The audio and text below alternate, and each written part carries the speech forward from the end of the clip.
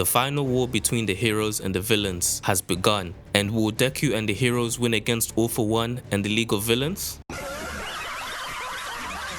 I thought so too. The forces of good and evil clash with each other, and unlike last time when the heroes hit up the hospital to run a fade on Shigaraki, we all saw how that turned out. Heroes were dropping left and right, and even the villains lost some of their heavy hitters too. Nobody won in the first beef, but this time the heroes were fully prepared for the smoke, and I must say I'm impressed with their strategy. Their plan was simple: to lure All For One and the villains out from their hideout and separate them. Easier said than done, but fortunately for them, they had three key pieces for their plan to work. The first is Aoyama, the second is Shinso, and the third is Monoma. After it was revealed that Aoyama was the traitor who betrayed his friends to All For One, you would think that Deku and his friends would want nothing more than to see Aoyama rot in prison for snitching, putting their lives in jeopardy. But guys, this is My Hero Academia, not reality, so you know he had to be redeemed somehow. Eraserhead managed to turn a problem into a blessing for the heroes, and after some talk no jutsu and promising him that he and his family will be protected from All For One, Aoyama decides to work with the heroes to defeat All For One. Aoyama's redemption arc was so well done. All of Class 1A had hope that he will come back to their side, and it's crazy to think how he became such a good character in only 3 episodes. I have a lot of trust issues. I can't trust the government, I can't trust my family, I can't even trust some of you to like the video and hit the subscribe button.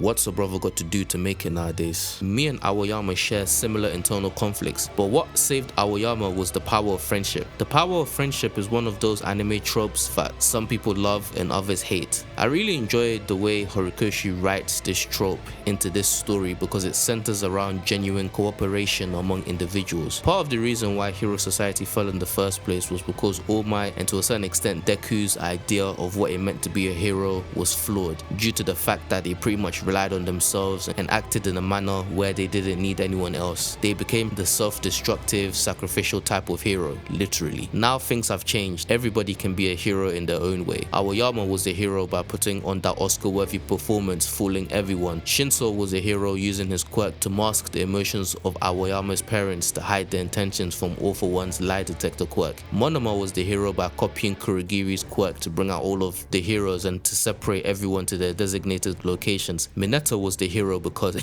nah, I'm just playing, this guy's trash. The MVP of this entire episode for me was Monoma. He was really out there in the field putting in that work. He came in clutch for the heroes. This episode really felt like Avengers Endgame, with everyone charging at each other and fighting. Now that the villains were here, all the heroes had to do was to separate them. The plan that they cooked up was to cage up each of the villains and force them into the portals, and this was way more hype than it was in the manga. This episode was so epic. The scale of this battle felt like a proper war arc. Everyone had a part to play. This entire plan was an extremely high IQ move on the part of the heroes that would make even Todo proud. They made sure that all of the right heroes went with the right villains. Endeavor and Hawks are with All For One, Todoroki and Darby were together, and Bakugo, Best Genius, and Bunny Babe Miracle were with Shigaraki. You see this man All For One, bro, he isn't shit. He tries to taunt Endeavor about being a bad father by letting both of his sons fight. But excuse me, aren't you the one who got played? All For One is so corny. Instead of holding that L, he tried playing mind games with Endeavor. Like, for a character who's supposed to have all these connections and resources, who's been living for hundreds of years, this guy got outdone by his ops. The heroes knew that the cages weren't going to hold the villains in for long, but they weren't counting on that. The job was to just get everyone through the portals. The plan was perfect. Everything was working until Deku got pulled away from his group. In all honesty, he could have just torn the rope with his strength, but he was caught off guard. It looks like his danger sense doesn't work against yandere or girls with big old. That's plot convenience, I guess. Despite Toga f***ing up their plan, the heroes still had to fight regardless, and they decided to take the battle with Shigaraki sky high. No pun intended. The heroes built a fortress in the sky courtesy of Hatsume to contain Shigaraki. The fortress combines Hatsume's idea to make part of the school float, Principal Nezu's anti-decay countermeasures, Momo's creation quirk, and Kaminari's electricity to power up the barrier. Any reasonable human being will watch this episode and can clearly see that UA High School is violating human rights by using child labor, but when the end of the world is at stake, sake, morality and ethics go out the window, I guess. Shigaraki uses his decay quirk, but it doesn't work because the ground is protected by dense metal blocks. Best Jeanist starts fighting with him, and this episode really went hard with the animation during the final third of the episode. The action scenes look so clean, the choreography was nice as well, and I'm impressed with what I saw from Studio Bones. That sequence shows what you should expect from the season in terms of the action scenes. And man, if this is anything to go by, we might be eating good. The heroes start performing their coordinated attacks on Shigaraki, and Shigi is unable to use his quirks on them because Aizawa and the goat Monoma are using erasure on him. Everything seems to be going their way, but as soon as Miracle started getting involved, I knew something bad was gonna happen. On some Akira type Shigi's arm mutates into some huge grotesque mass of fingers, and he swatted Miracle like a fly. Boy, ain't no way, boy. Boy, ain't no way, boy. Boy, ain't no way, boy. For the love of God! Please!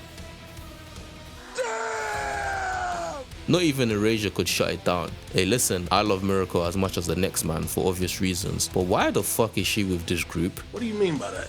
This is a hydrogen bomb versus a coughing baby situation. All of the other heroes here have quirks which are better suited for handling Shigaraki, but she's just a rabbit. Big respect to Miracle though, because she always stays ready, but what the hell are those prosthetics? They gave her some sick gauntlet for an arm and a piece of scrap metal for a leg. The Hero Association must be violating. Shigaraki had no chill, the way she got clapped was low-key funny. She got done dirty, but luckily for her she's still alive. But now the question is, how are the heroes going to deal with Shigaraki? Guys, this episode was brilliant. It was extremely enjoyable from start to finish. Now that the final battle has begun, I'm excited to see just how Studio Bones adapts the manga for the upcoming fights. Horikoshi's artwork for My Hero Academia is phenomenal, especially for the final arc. There's definitely going to be some panels which are going to be very difficult for Studio Bones to translate into the anime, and knowing Studio Bones, I'm expecting a whole lot of still frames for certain set pieces. I'm hoping that they can prove me wrong. Thank you to everyone who watched the video. Like, share, subscribe, and comment down below your thoughts on the episode. Until next week, stay blessed.